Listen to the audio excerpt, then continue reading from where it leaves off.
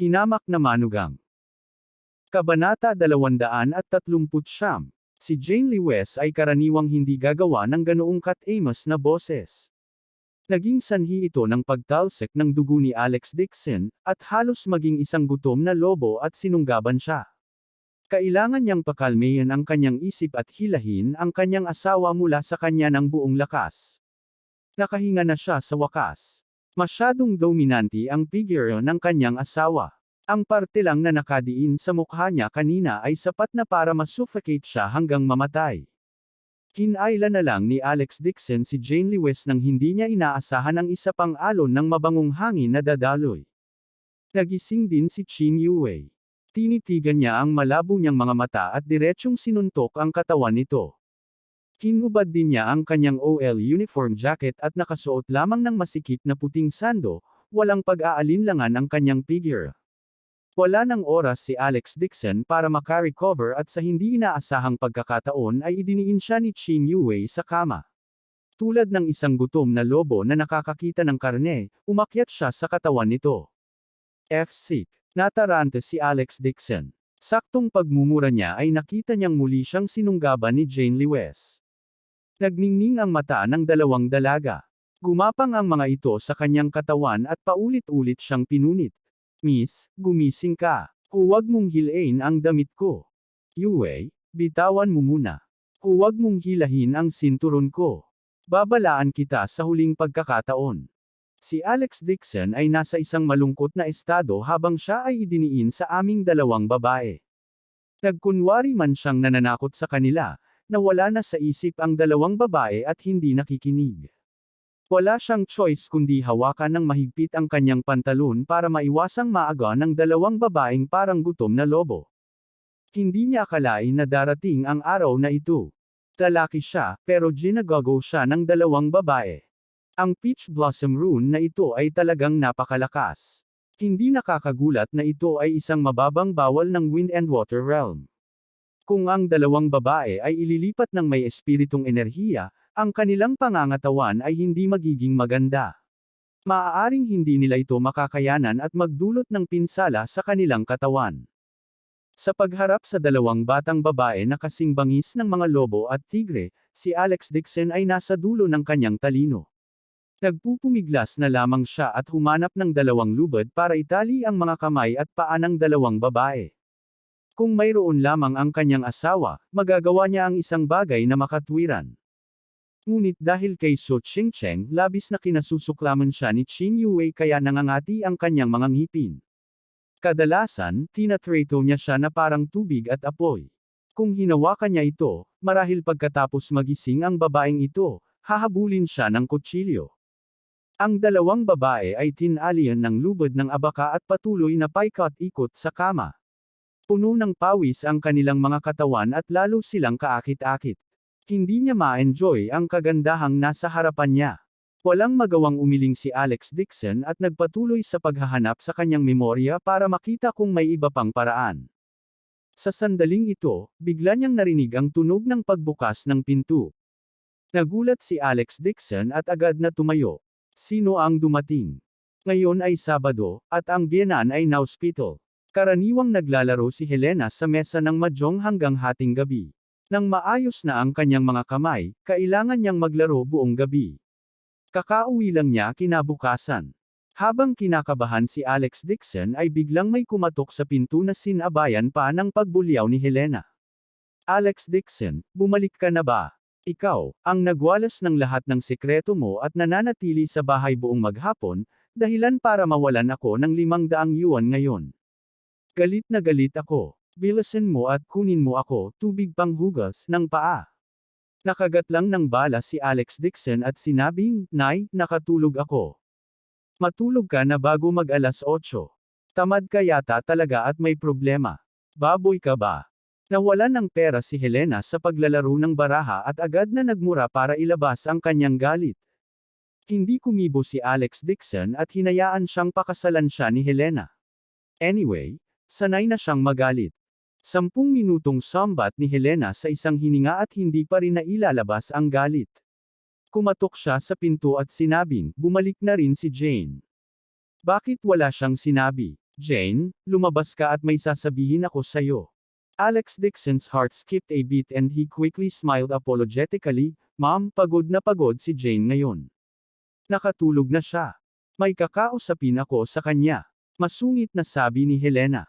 Kumunot ang noo ni Alex Dixon at nilingon ang dalawang babaeng magkatabi sa kama.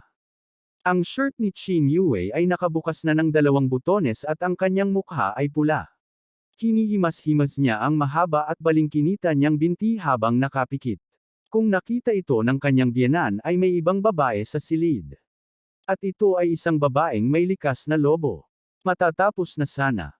Nakagat lang niya ang bala at sinabing, Nay, kung may sasabihin ka, sabihin mo lang sa labas ng pinto. What? You want me to stand outside the door and talk? Agad na nag-init ang ulo ni Helena. Fine, this mother-in-law of mine don't deserve to talk to you, right? Get out here for me, I am looking for Jane. Tiniis ni Alex Dixon ang galit na bulyo ng kanyang biyenan at hindi naglakas loob na buksan ang pinto sa kabila ng mga panlalait nito. Basura, hindi mo naman ako pagbuksan ng pinto ha. Mahigit 10 minutong sambat ni Helena. Pagod na pagod siya kaya nakahinga siya ng maluwag. She said fiercely, maghintay ka lang. Pagkatapos niyang sabihin iyon, walang gumagalaw sa labas ng pinto. Nakahinga ng maluwag si Alex Dixon na para bang isang mabigat na pasanin ang naalis sa kanyang mga balikat. Sa nakikitang galit ni Helena, kung hindi niya ito pagbuksan ng pinto ngayon, siguradong papagalitan siya nito hanggang sa magduraan ito ng dugo bukas. Ngunit ang mapag-alitan ng kanyang biyenan ay mas mabuti kaysa hayaan siyang matuklasan si Chin Yue. Habang iniisip ni Alex Dixon na tapos na ang usapan, bigla niyang narinig ang tunog ng pag-unlock ng susi. Namanhid agad ang anit niya at tumalon. Putya! Palihim na kinuha ng biyenan niya sa kanyang asawa ang susi ng kanilang silid sa kanilang sandali. Kumalabog ang pinto at bumukas. Sa sandaling sumugod si Helena, gumawa ng mabilis na desisyon si Alex Dixon at agad na tumalon sa kama. Kinailan niya ang kumot at tinakpan ang dalawang babae. Natulog siya sa gitna ng dalawang batang babae at hindi nang ahas na mag-antala.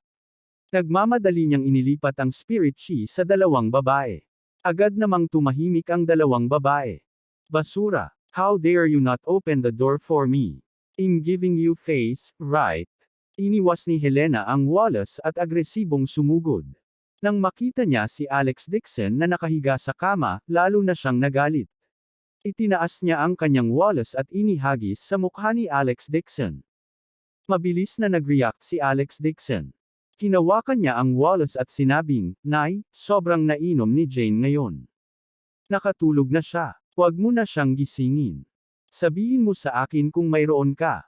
Noon lang galit na sumandal si Helena sa walas at sumulyap sa kama. Nakahiga si Jane Lewis sa ilalim ng kumot, namumula ang mukha at para siyang nainom ng sobra. Galit na sabi niya, baliw ka. Dahil nag-ipit ka ng mga anting-anting sa bahay kaya nawalan ako ng pera. Hindi ko kayang bayaran ang singil sa tubig at kuryente ngayong buwan. Ibalik mo sa akin ang perang ito. Kaya ito ay pera. Nakahinga ng maluwag si Alex Dixon at nagtanong, Ma, magkano ang gusto mo? Bakas ang tuwa sa mukha ni Helena. Pagkatapos mag-isip ng ilang sandali, sinabi niya, hindi gaanong. Bigyan mo lang ako ng 5,000 yuan. 5,000 yuan ng singil sa tubig at kuryente. Ito rin ay lumalaban sa langit. Masayang ibinato ni Alex Dixon ang isang bank card. Nay, maaari mo na itong kunin at ikaw na mismo ang mag-withdraw. Hinawakan ni Helena ang card na may pagdududa at nagtanong ng mahigpit, huwag kang magsinungaling sa akin, na nakakaalam kung may pera sa card. Walang magawang sinabi ni Alex Dixon, may 20,000 sa card, di ba? Maaari kang mag-withdraw ng 10,000 para mabayaran ang mga singil sa tubig at kuryente. Nang mabalitaan niyang may 20,000 sa card, agad na natuwa si Helena at walang pakialam kung natulog man o hindi ang kanyang anak. Dali-dali niyang inilagay ang card sa kanyang mga braso at tumalikod para umalis. Hindi rin niya planong ibalik ang perang ito kay Alex Dixon. Gumaan ang pakiramdam ni Alex Dixon. Ang card na ito ay ibinigay sa kanya ni Jane Lewis pagkatapos niyang itatag ang Chingian Company. Pumunta siya sa kumpanya para tulungan siyang gumawa ng card para magamit niya ito sa pagbili ng mga gamit pang-opisina. Sa gabi, hindi nakakuha ng pera si Helena. Kaakibat ng kanyang pananabik, umupo siya sa sala at nanunood ng serye. Inangat ni Alex Dixon ang kumot at nakitang namumula ang mukha ng dalawang babae. Mahigpit ang pagkakayakap nila sa kanyang mga braso sa kanyang kaliwat kanina. Magulo at nakikita ang damit ng dalawang babae. 4 na makinis na jade legs ang inilagay sa kanyang katawan. Kabanata 240. Napalunok ng laway si Alex Dixon at pinigilan ang masasamang pag-iisip. Marahil ito ay dahil ang dalawang batang babae ay nagpupumilit sa buong magdamag at ngayon ay hindi na makayanan ang kanilang pisikal na lakas. Bagamat unti-unting nauubos ang kanilang mga katangian na nagbibigay ng enerhiya, hindi na sila nagdulot ng anumang gulo. Nakahinga rin ng maluwag si Alex Dixon. Bahagya siyang bumangon sa kama at humiga sa lupa. Noong una, plano niyang pumunta sa hotel para harapin si Mark Lewis at ang kanyang kapatid na babae. Gayunpaman, si Helena ay nanunood ng TV sa sala at puno ng lakas. Hindi siya nakatulog hanggang hating gabi. Si Alex Dixon ay natigil sa kwarto at hindi makalabas. Maaari lamang niyang tawagan si Dulong at hilingin sa kanya na harapin ito mismo. Tuldok. Ang dalawang batang babae ay natulog ng mapayapa, ngunit ito ay hindi isang mapayapang gabi. Nagkagulo ang Lewis family. Pumasok si Dulong sa kumpanya ng Lewis at dinala si Mark Lewis at ang kanyang kapatid na babae. Ang iba sa kanila ay dinurog ang kumpanya ng Lewis. Gayunpaman, sa sandaling ito, hindi man lang maprotektahan ni Lewis Mingfeng ang kanyang sarili. Wala siyang panahon para alalahanin ang kanyang anak. Mula kaninang umaga, para siyang nakabangga ng isang patay na bituin. Sunod-sunod ang malas niya. Nung una siyang naglakad, biglang namamanhid ang katawan niya at nahulog siya sa gilid ng kalsada. Halos mabulag siya sa mga sanga ng puno sa lupa. Pagkatapos ay pumunta siya sa kumpanya para sumakay ng elevator. Nang nasa 20th floor na siya, biglang nawala ng kontrol ang elevator at nahulog. Sa sobrang takot nila ni Lewis Yikian ay bumagsak sila sa elevator. Buti na lang huminto ang elevator sa ikatlong palapag. Kung hindi, nasa panganib ang kanilang buhay. Si Lewis Yikian ay masyadong natakot at ipinadala sa ospital para sa isang pagbubuhos sa lugar. Nagmaneho si Lewis Mingfeng palabas. Isang off-road na sasakyan sa tabi niya ang biglang nagpalit ng direksyon at bumangga sa kanya, natamba ang kanyang sasakyan sa kalsada at nagdulot ng aksidente sa sasakyan. Buti na lang at may bumper belt sa gilid ng kalsada, at Hummer ang sasakyan niya. Bagamat deformed ang sasakyan, minor injuries lang ang natamo niya sa kanyang binti, na nagligtas sa kanyang buhay sa ngayon. Habang nagtataka si Lewis Mingfeng kung bakit siya malas ngayon, bigla niyang nakita ang isang puting papel na lalaki na nakadikit sa bintana ng Hummer. Nang makita ito ni Lewis Mingfeng, agad siyang natakot at pinagpawisan ng malamig. Nang mahulog siya, malabo niyang nakita ang lalaking papel na dumidikit sa sanga ng puno at hindi niya napansin sa oras na iyon.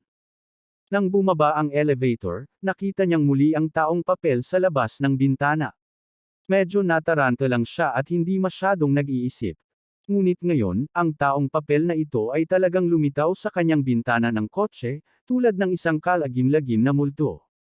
Nangilabot ang buong katawan ni Lewis Mingfeng.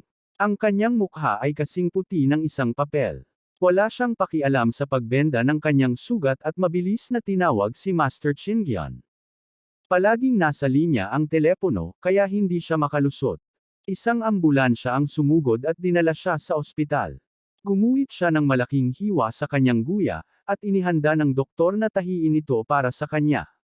Nang si Lewis Mingfeng ay nahuhulog, bigla niyang inangat ang kanyang ulo, at agad na nabigla tulad ng isang palekpak ng kulog. Nakita niyang nakadikit sa labas ng bintana ng ward ang lalaking puting papel na kasing laki ng palad. Parang kanina pa niya sinusundan ng malapitan. Ang walang laman na mata na iyon ay tila naglalabas ng walang katapusang mali siya at mali siya. Pasyente, humanda ka sa paggamit ng anesthesia. Naglakad ang nurse. Si Lewis Mingfeng ay nababalot ng malamig na pawis.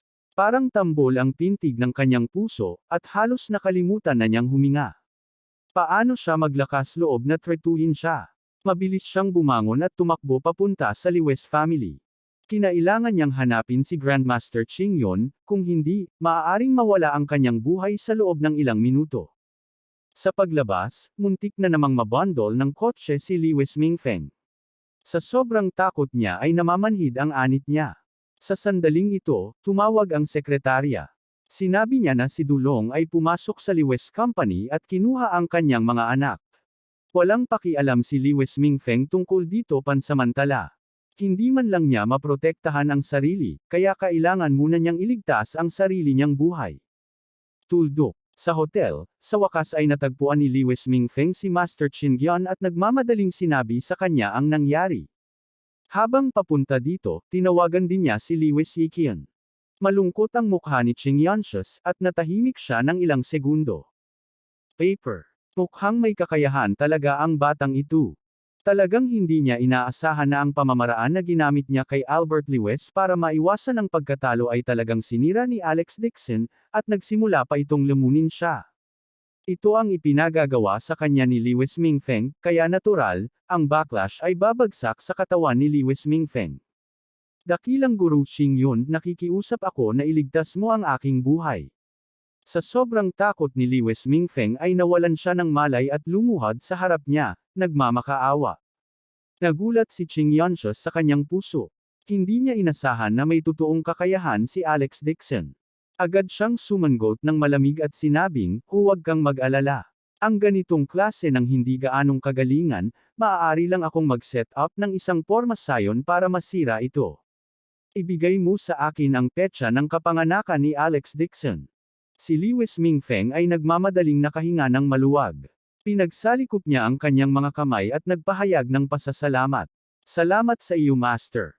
Tinawag ni Qingyan ang ilang disipulo at inihanda ang mga item para i-set up ang array. Pagkaraan ng ilang sandali, ang cinnabar, dugo ng itim na aso, dilaw na papel, at iba pang kagamitan ay inihanda lahat. Seryoso ang ekspresyon ni Qingyan. Sa kanyang kamay ay isang straw doll na may petsa ng kapanganakan ni Alex Dixon at 8 karakter. Kinagat niya ang gitnang daliri at isinawso ito sa dugo para iguhit ang anting-anting. Sa 4 na sulok ng silid, may mga alagad na nakakrus ang paa na may mga puting bandila sa kanilang mga kamay. Inilublob ni Qingyan ang pulang panulat sa dugo ng itim na aso at ipinahid ito sa katawan ng straw doll na may malungkot na mukha. Ang ilang mga alagad ay nakatayo sa tabi ng mesa, hindi ng ahas na huminga ng malakas. Natarante si Lewes Mingfeng at hindi napigil ang magtanong sa isa sa mga disipulo sa mahinang boses, ano ang ginagawa ng guro. Napuno ng takot ang mukha ng disipulo, at sinabi niya sa mahinang boses, ginagamit ng guro ang soul seizing technique para habarin ang mga kaluluwa ng mga nabubuhay na tao sa kanilang katawan at gawing nana. Ang pamamaraang ito ay lubhang mapanganib, at naganap ito, ng isang malaking halaga ng magic power. 2 beses lang itong ginamit ni Master sa buhay niya. Biglang natuwa si Lewes Mingfeng, at mabilis na nagtanong, patay na ba ang taong gumamit nito sa unang 2 beses? Siya ay namatay sa lugar, ang kanyang kaluluwa ay nagkalat, ang kanyang kaluluwa ay hindi makapasok sa cycle ng reinkarnasyon, at maaaring mangyari. Nakahinga ng maluwag si Lewes Mingfeng sa pananabik. It's all thanks to the help of Master Dixon. Siguradong mamamatay na si Master Dixon this time. Siyempre. Nagmalaki ang sinabi ng disipulo, sa buong Nanyang, ang tanging tao na maaaring gumamit ng magic formation na ito ay ang aking Panginoon. Ang nakipag-away sa kanya ay ang patriarch ng Nanyang Feng Shui family, at siya ay pinatay, ng ang aking master na may ganitong pormasayon. Ang isa pa ay si Zhu Shen mula sa Port City, at namatay siya kaagad. Zhu Shen. Taking gulat ni Lewes Mingfeng kaya napabuntong hininga siya. Ito ang pinakasikat na Feng Shui Great Master sa Port City, at tinawag siyang Red Killing King. Ang mga bituin ng Port City at ang mahahalagang politiko ay pumila upang makiusap kay Zhu Shen na tingnan ang Feng Shui. Ang panimulang presyo sa unang pagkakataon na nakita niya ito ay 5 milyon, ngunit ang mga taong naghahanap sa kanya ay naghihintay hanggang sa susunod na taon. Ang kanyang panghuhula ay lubos na tumpak. Tumpak din niyang hinulaan ang isang bagyo na maaaring magpatawag ng hangin at magpatawag ng ulan. Siya ay nag-claim na siya ang reincarnation ng Dragon King, at ang Port City government ay lubos na gumagalang sa kanya. Ang istasyon ng telebisyon ay espesyal na nag-set up ng programang Midnight Feng Shui ni Zhu Shen. Ito ay isang beses na tumpak, at nagdulot ito ng isang sensasyon. Hindi niya inaasahan na si Zhu Shen, ang reincarnation ng Dragon King, ay talagang mamamatay sa ilalim ng soul seizing technique ni Qing Yanshus. Agad siyang sinamba ni Lewis Mingfeng sa sukdulan at naging mas magalang kay Qing Yanshus. Gaya ng inaasahan sa isang master na ginastos ng kanyang pinsan ng 5 milyon para imbitahan, siya nga ay nasa tuktok ng pagiging perpekto. Tungkol naman kay Alex Dixon. Ang disipulong iyon ay nanunuyaat ng uuyam na sinabi, "Mr. Lewis, relax ka lang. Kahit ang Dragon King ay namatay sa ilalim ng mga kamay ng aking Panginoon. Ang ganitong uri ng payaso, ang aking Panginoon ay maaaring mamatay ng walang kumpletong bangkay kahit nakapikit ang kanyang mga mata." Umupo si Lewis Yiqian sa upuan at mahinang nagsabi, "Mingfeng, bakit ka nababalisa? Hanggat namatay si Alex Dixon, magiging ligtas ang iyong mga anak at ang ari-arian ng iyong pamilya ay magiging sa amin." Ang dakilang guru Xinjian ay isang dalubhasa mula sa outside world. Hindi mahirap para sa kanya na harapin si Alex Dixon. Ang dakilang guro na si Qing Yun ay tunay na reincarnation ng isang divine immortal. Masyado siyang kamangha-mangha. Si Lewis Mingfeng ay may magalang na ekspresyon sa kanyang mukha habang siya ay magalang na yumuko kay Qing Yanshus. Tuldok. Sa kwarto ng Lewis family. Biglang nagmulat ng mata si Alex Dixon na nakahiga sa sahig. Isang mapanuksong ekspresyon ang bumungad sa kanyang mukha. May gustong makuha ang kanyang kaluluwa. Gumagamit pa ito ng mababang grade na magic formations. Nagkataon lang na nakulong siya sa kwarto ng kanyang biyenan, hindi makapunta kung saan-saan. Bumagay talaga sa gusto niya. Inangat ni Alex Dixon ang ulo at tumingin sa kama. Ang kanyang asawa at si Qin Yue ay nakatulog ng mahimbing at sinipa pa ang kumot. Bumangon siya at tinakpan ang dalawang babae ng kumot at naupo ng naka-cross-legged sa lupa na may malungkot na mukha. Soul Separation Technique. Kabanata 241. Sa hotel, kinakabahang naghihintay ang isang grupo ng mga tao. Biglang naging matigas ang ekspresyon ni Qing Yanshus. Itinaas niya ang kanyang kamay at nagsindi ng anting-anting. Umindayog ito sa hangin. Biglang umihip ang hangin mula sa patag na lupa sa kwarto, umihip hanggang sa kumikislap ang 4 na puting kandila. Sa puting pulbos na dingding, lumitaw ang isang nakakagulat na figure. Sa pagtingin sa figure, ito ay eksaktong kapareho ni Alex Dixon. Sabi ng alagad na may nakaka-relax ng ngiti, "Tapos na. Nabihag na ng aking amo ang kaluluwa ni Alex Dixon. Masyadong kamangha-mangha si Great Master. Patayin mo siya." Umungol si Lewis Yiqian. Umisi si Qing Yanshus, "Akala ko ay magpupumiglas si Alex Dixon sa kanyang higaan, ngunit hindi ko inaasahan na siya ay napakasayang. Ito ay kasing dali ng pagbuga ng alikabok. Siya ay isang walang kwentang tao sa simula." Natuwa si Lewis Mingfeng sa kanyang puso habang nagngangalit ang kanyang mga ngipin at sinabi. Umisi si Qing Yanshus at hinawakan ang isang manipis na karayom. Sa kanyang kamay. Sa isang malakas na dagandong, sinaksak niya ito papunta sa katawan ng taong papel. Sa sandaling ito, isang malamig na boses ang narinig sa kanyang tainga. "Mabahong dawis, sa tingin mo ba talaga nahuli mo ako?" Nanginginig sa takot si Qing Yanshus, at nahulog sa lupa ang manipis na karayom. Sa kanyang kamay. Boses ito ni Alex Dixon. Saan siya nagpunta? Nagmamadali siyang tumingin sa labas ng bintana. Walang bakas ng Alex Dixon. Pwede ito ay. Ang ekspresyon ni Qing Yanshus ay lubhang nagbago. Napatitig siya sa itim na anino sa dingding at nagbago ang ekspresyon ng mukha niya. Paano ito posible? Ang kaluluwa na nakuha niya gamit ang hanay ay walang malay. Ito ay mas imposible para sa ito upang gumawa ng isang tunog. Nabasa lamang niya ang tungkol dito sa mga sinaunang teksto. Ang isang arcane master na may napakataas na cultivation ay makapaghihiwalay ng kaluluwa sa katawan. Gayunpaman, lahat iyon ay mga maalamat na immortal cultivator na hindi bababa sa 100 taon ng cultivation. Batay lamang sa isang batang may dilaw na buhok, si Alex Dixon, paano siya magkakaroon ng ganoon kalalim na cultivation base? Nakita ni Lewis Mingfeng na si Qing Yanshus ay nakatayo doon na tulala, at ang kanyang mukha ay napuno ng gulat. Hinimok niya si Qing Yanshus na hindi naiintindihan ang nangyayari. Great Master, anong nangyari? Wala, sabi ni Qing Yanshus. Ang kanyang mukha ay naging berde at puti. Hindi siya mawalan ng mukha sa harap ng karamihan. Kinagat niya ang kanyang mga ngipin at mabangis na sinabi, kahit na ang iyong kaluluwa ay wala sa kontrol, sa Soul Devouring Array na ito, walang sinuman ang nakatakas.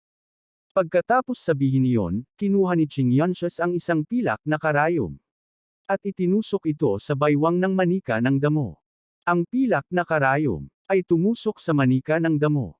Bahagyang nanginginig din ang anino ni Alex Dixon sa dingding. Itinaas ni Qing Yanshus ang kanyang ulo at ngumisi ng nakakatakot. Paano na? May nararamdaman ka bang sakit? Bago pa siya matapos ay bigla siyang nakaramdam ng matinding pananakit sa kanyang kanang baywang. Sobrang sakit kaya napabuntong hininga siya. Kailangan niyang yumuko at takpan ang kanyang baywang. Biglang dumating ang sakit na ito, na para bang pinutol ng kutsilyo ang kanyang bato. Si Qing Yanshus ay kalahating lumuhad sa lupa.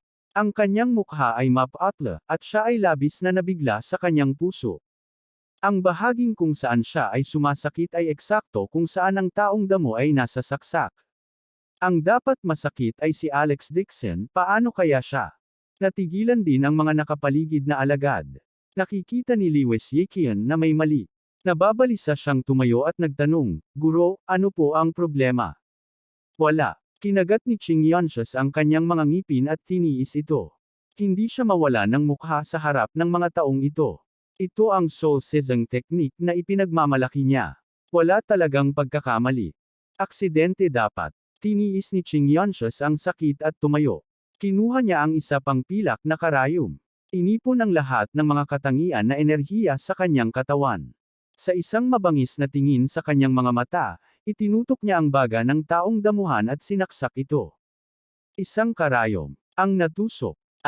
Nagpakawala si Qing Yanshus ng nakakadugo na sigaw, at ang dayami na manika sa kanyang kamay ay gumulong sa lupa. Ang kanyang mga baga ay parang sinaksak ng kutsilyo, at ang sakit ay hindi matiis. Hindi na siya nakahawak, at kalahating lumuhad siya sa lupa. Isang malaking subo ng dugo ang biglang bumulwak sa kanyang bibig. Paano ito naging posible? Bakit niya tinusok ang katawan ko? Ang mga mata ni Qing Yanshus ay puno ng takot, at ang lamig ay dumaloy sa kanyang gulugod. Tumangala siya at nakita niya ang itim na anino sa dingding na hindi gumagalaw, parang tinatawanan siya. Guro! Agad na sumigaw ang mga tao sa paligid dahil sa alarma. Dalawang alagad ang sumugod upang suportahan siya. Natigilan din si Lewis Yikian. Hindi niya akalain na si Qing Yanshus ay talagang magsusuka ng dugo. Sa sandaling ito, muling narinig sa isip ni Qing Yanshus ang walang emosyon at malamig na boses ni Alex Dixon. What's wrong? Again. Bumagsak si Qing Yanshus sa lupa, ngunit nanginginig ang kanyang katawan. Ang kanyang mga mata ay nakikipagkwentuhan sa dayami na manika sa lupa, at ang kanyang mukha ay puno ng takot. Hindi na siya naglakas loob na kumilos ng padalos-dalos. Ang straw doll na ito ay malinaw na petsa ng kapanganakan ni Alex Dixon, ngunit sa huli, ito ay talagang naapektuhan siya.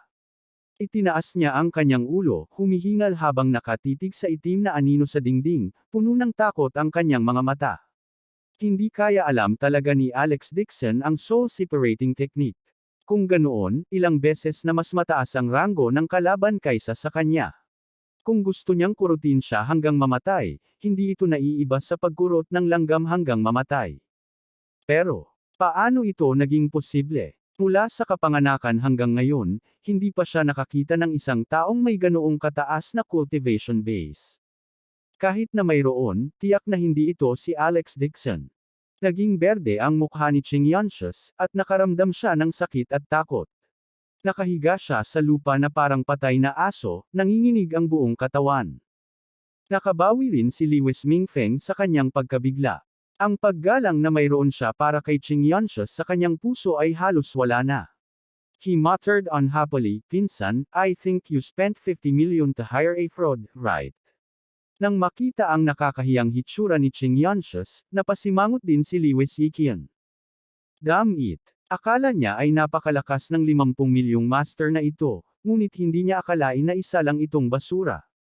Naramdaman ni Lewis Yikian na siya ay naloko, at sinabi na may malungkot na mukha, Ching Yanshus, kung maglakas loob kang paglaruan ako, maglakas loob kang magsinungaling sa akin. Sisiguraduhin kung hindi ka makakaalis ng buhay sa Jinling. Takas mo pa ring sabihin na pinatay mo si Zhu Shen. Nagyayabang ka pa sa baboy. Mapanuksong sinabi ni Lewis Mingfeng pinsan, maraming beses na akong nakakita ng ganitong klase ng pandaraya. Si Alex Dixon ay umasa sa mga pakulo para magkaroon ng pangalan sa Jinling. Talagang basura lang siya. Nag-aapoy sa galit ang puso ni Lewis Yikian habang nakatitig kay Ching Yanshus na may malungkot na ekspresyon. Ang basurang ito ay hindi pa nagsimulang gumawa ng anuman, ngunit siya ay bumagsak na. Huminga ng malalim si Ching Yanshus. Na-provoke siya sa pangungutya nilang dalawa, dahilan para magalit siya. Itinulak niya ang kanyang alagad at nagngangalit ang kanyang mga ngipin habang siya ay tumayo. Kung hindi niya papatayin si Alex Dixon ngayon, hindi lang siya makakapaghiganti sa kapatid ko, wala na rin siyang status sa Wind and Water Realm simula ngayon. Hindi lang masisira ang kanyang reputasyon, habang buhay pa siyang kutsain kapag bumalik siya sa kanyang sekta. Malakas na sigaw ni Ching Yanshus. Mabangis niyang kinagat ang dulo ng kanyang dila at dumura ng isang subo ng dugo sa straw doll. Guro. Ang mga disipulo sa tabi niya ay lahat ay nabigla, na nagpapakita ng gulat na mga ekspresyon. Ito ay si Master na nagtitipo ng lahat ng kanyang mahiwagang kapangyarihan, nakikipaglaban sa kanyang buhay sa linya. Paano magagawa ng isang Alex Dixon na isapanganib ang kanyang buhay? Isang subo ng maruming dugo ang bumulwak, nabahiran ng dugo ang lalaking damo. Si Ching Yanshus ay mukhang malapit ng bumagsak. Ay nalalayan niya ang kanyang alagad at humihingal, ngunit bakas sa kanyang mukha ang isang bakas ng nakakatakot na ngiti. Ginugol niya ang buong buhay niyang lakas at idinagdag ang Soul Swallowing Formation. Kahit 10 Dragon Kings, si Zhu Shen, ay hindi masira ang kanyang porma sayon. Sa sandaling ito, ang dayami na manika sa kanyang kamay ay biglang nagliyab sa isang putok. Napakainit ni Ching Yanshus kaya mabilis siyang bumitaw. Gayunpaman, ang dawis na robe sa kanyang katawan ay nasunog at agad na nasunog. Ang apoy ay lubhang mabangis, at ang kanyang buong katawan ay nasusunog. Napasigaw siya at gumulong-gulong sa lupa. Guro. Ang ilang mga alagad ay natakot kaya dali-dali silang sumugod at naghanap ng tubig upang mapatay ang apoy. Gayunpaman, walang tubig sa silid, isang palanggana lamang ng dugo ng itim na aso sa tabi nito. Isang disipulo ang nagpasya at ibinuhos ang dugo ng itim na aso kay Ching Yanshus. Hua! Ang apoy ay naapula ng dugo ng itim na aso, ngunit si Ching Yanshus ay napuno ng dugo at bumagsak sa lupa sa isang malungkot na kalagayan. Nasunog ang kalahati ng kanyang dawist robe, at ang kanyang mukha ay nababalot ng itim na abo at dugo ng aso. Kasing dumi siya ng pulubi. Nakahiga si Ching Yanshus sa dugo, ang kanyang isip ay ganap na blanko, at siya ay natakot. Ang straw doll ay nasunog na at naging abo. Parang sinunog ng apoy ang buong katawan niya, at sobrang sakit. Kahit na ang halaga ng kapangyarihan ng kanyang buhay ay walang silbi sa harap ng dayami na manika. May isip na ang lakas ni Alex Dixon ay umabot na sa kakilakilabot na lawak. Kahit na magtanim pa siya ng 100 taon, hindi niya malalampasan ang kahit 10 bahagi ng lakas ni Alex Dixon. Sa sandaling ito, muling umalangaw sa kanyang isipan ang malamig na boses ni Alex Dixon. Lumuhad. Kabanata 242. Nanginginig ang katawan ni Ching Yanshus habang nakaluhod at yumuko sa itim na anino sa dingding. Master Dixon, mangyaring iligtas ang aking buhay. Ang isang daga na tulad ko ay nangangahas na makipagkompetensya sa iyo. Ako ay labis na nagpapahalaga sa aking sarili. Master, mangyaring iligtas ang aking buhay, iligtas ang aking buhay. Hindi inakala ni Lewis Yikian na luluhod talaga si Ching Yanshus sa lupa at yuyuko sa hangin. Sa sobrang galit niya ay umungol siya at hinampas ang mesa. Basura. Hindi niya akalain na ang master na ginastos niya ng 50 milyon para imbitahan ay ang walang kwentang panloloko. Hindi nila narinig ang boses ni Alex Dixon at nakita nila si Ching Yunshes na kinakausap ang sarili. Akala nila nagpapanggap lang siya. Puno ng dugo at malamig na pawis ang ulo ni Ching Yunshes, ngunit hindi nila narinig ang boses ni Alex Dixon. Nadurog ang kanyang puso, at nakaramdam siya ng isang alon ng kawalan ng pag-asa. Siya ay gumawa ng isang hakbang sa kanyang asawa, at Alex Dixon ay halatang walang intensyon na iligtas siya. Kung mananatili pa siya sa kwartong ito, mamamatay lang siya sa mga kamay ni Alex Dixon. Nagmumura sa galit si Lewis Yikian nang biglang tumalon si Ching Yunshes at itinulak siya, tumakbo papunta sa pinto. Bumagsak siya sa lupa matapos matamon. Halos sumabog na siya sa galit. Si Ching Yunshes ay nagtapo ng 7 o 8 defensive rune na sunod-sunod at ginamit ang lahat ng kanyang kakayahan. Hindi man niya mapigilan si Alex Dixon, basta't makabili siya ng ilang segundo, makakatakas siya. Sa kanyang pinakamabilis na bilis, tumalon siya sa pinto sa 2 o 3 hakbang. Ang kanyang puso ay ligaw sa tuwa. Siya ay tumakas. Sa sandaling ito, isang panunuya ang biglang tumunog sa isip ni Ching Yunshes. Masyadong mabagal. Kasunod ng tunog na ito, ang salamin sa bintana ay nabasag ng malakas, at isang bugzo ng marahas na hangin ang dumaan sa silid. Tayo pa lang ni Lewis Yikian nang ibuga siya ng malakas na hangin sa lupa at gumulong ng ilang beses. Tinatangay ng malakas na hangin ang mga fragment ng salamin, ginawa itong galit na dragon sa hangin, at sumugod kay Ching Yunshes. Boom! Isang malakas na tunog ang narinig. Wala ng oras si Ching Yunshes para sumigaw bago siya nontog sa pader. Mahigit 10 piraso ng matutulis na bubog ang tumusok sa kanya na parang hedgehog. Puno ng takot ang mukha niya. Siya ay bumagsak sa isang pool ng dugo at piniga ang ilang mga salita sa kanyang huling piraso ng lakas.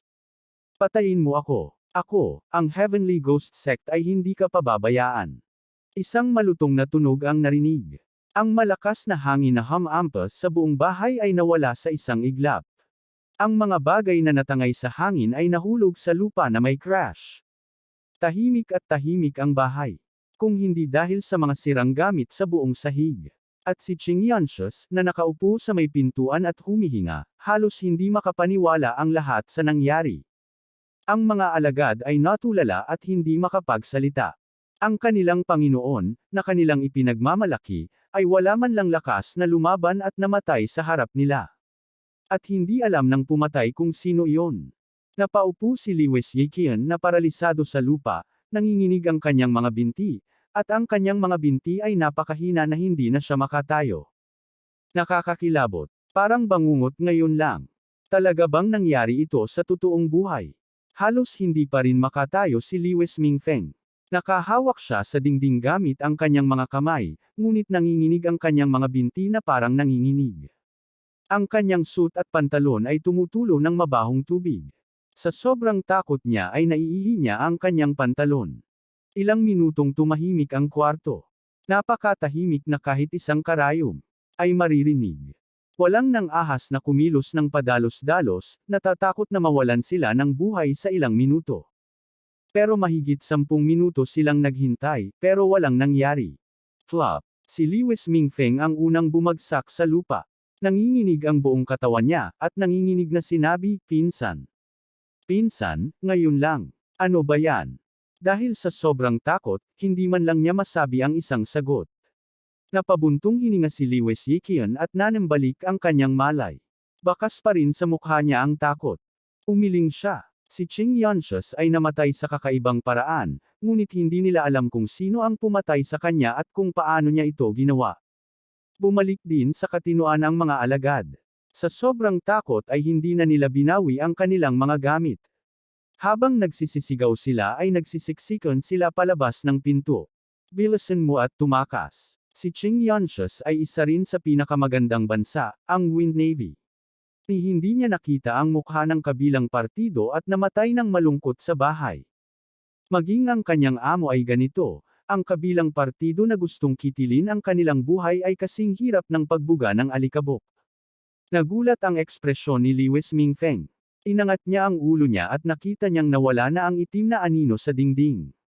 Sabi niya sa nanginginig na boses, "Pinsan, sa tingin mo, Ang pumatay kay Ching Yunshes ay si Alex Dixon. Wala siya dito. Pinigilan ni Lewis Yikian ang takot sa kanyang puso at nakasimangot na sinabi, at saka, kung si Alex Dixon ay may ganoong kakayahan, mabubuhay ka pa ba hanggang ngayon? Matapos marinig ang sinabi niya, bumalik din sa katinoan si Lewis Mingfeng. Hindi ba? Kung gusto ni Alex Dixon na harapin sila, matagal na siyang nawala sa buhay niya. Tiyak na hindi ito basura. Tinitigan ni Lewis Yikian si Ching Yunshes na nakahiga sa isang pool ng dugo. Nabigla pa rin siya sa puso niya. Aniya, para maging ligtas, babalikan namin si Alex Dixon. Kung talagang kumuha siya ng eksperto para gawin ito, gagawa kami ng mga plano. Nag-react si Lewis Mingfeng at mabilis na sinabing, oo. Kung basura si Alex Dixon, ano kayang silbi niya? Dapat siya ang humingi ng tulong. Bilisan natin at bumalik para mag-imbestiga. Tumingin si Lewis Yikian sa magulong silid at nakaramdam ng lamig sa kanyang gulugod. Walang pakialam si Lewis Mingfeng sa kanyang mga anak. Malapit na siyang mawala ng buhay. Paano siya mag-aalaga? Hindi na naglakas loob ang dalawa na manatili pa rito at mabilis na tumakas. Tuldok, Tiwes pamilya. Tumayo si Alex Dixon sa pintuan at walang magawang tumingin kay Helena. Ma, anong meron ngayon? Kanina lang, napatay niya si Ching Yunshes at haharapin na sana ang mga natitirang tao ng kritikal na pangyayari, biglang dumating si Helena para kumatok sa pinto.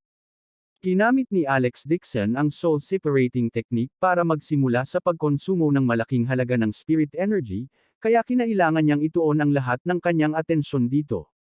Matapos magambala ni Helena sa huling sandali, halos mabaliw na siya. Wala siyang magawa kundi bumalik ang kanyang kaluluwa sa kanyang katawan at buksan ang pinto para harapin ang kanyang biyenan. Galit na tumayo si Helena sa pintuan at itinaas ang kamay para hampasin ng Wallace ang mukha nito. You trash, you actually dare to lie to me. Anong card ang binigay mo sa akin? Pumunta ako sa bangko para i-check ang account ko. Tumawag talaga ang manager ng lobby ng mga security guard para arestuhin ako at kinuha pa ang card ko. Bangko para arestuhin ka. Biglang nataranta si Alex Dixon. Walang problema sa bank card na ibinigay niya sa kanyang biyenan. Kinagat ni Helena ang ngipin at ilang beses pa siyang hinampas ng Wallace. Nagmamadaling hinablot ni Alex Dixon ang Wally at sinabing, Ma, saang bangko ka pumunta? Saang bangko kaya? Sino Nation Bank yan? Mali talaga ang password na binigay mo sa akin. Galit na galit si Helena na naging berde ang mukha. She roared fiercely, now the card has also accepted. You even made me lose face. Sumama ka sa akin sa bangko ngayon. Sabihin mo sa kanila na sinungaling ka. Hindi ako. Hindi nakaimik si Alex Dixon. Sinisi niya ang kanyang biyenan sa kanyang reputasyon. Ngunit nakaramdam din siya ng pagtataka. Ang password na ibinigay niya ay ganap na tama. Mali kaya ang naalala ni Helena. May dalawa pang babae na natutulog sa kwarto. Siyempre, ayaw niyang pumunta sa bangko. Ngunit ang lakas ng pakikipaglaban ni Helena ay hindi kayang tiisin ni Alex Dixon. Sa huli, si Alex Dixon ay walang pagpipilian kundi ang hilahin ni Helena. Lumabas siya at naglakad papunta sa bangko. Sa kabutihang palad, malapit sa bahay ang Sino Nation Bank. Sa tansya niya, hindi bababa sa 2 oras na madyay gising ang 2 babae. Sapat na ang pagkakataong ito para alagaan niya ang mga ito. Abangan ang susunod na kabanata.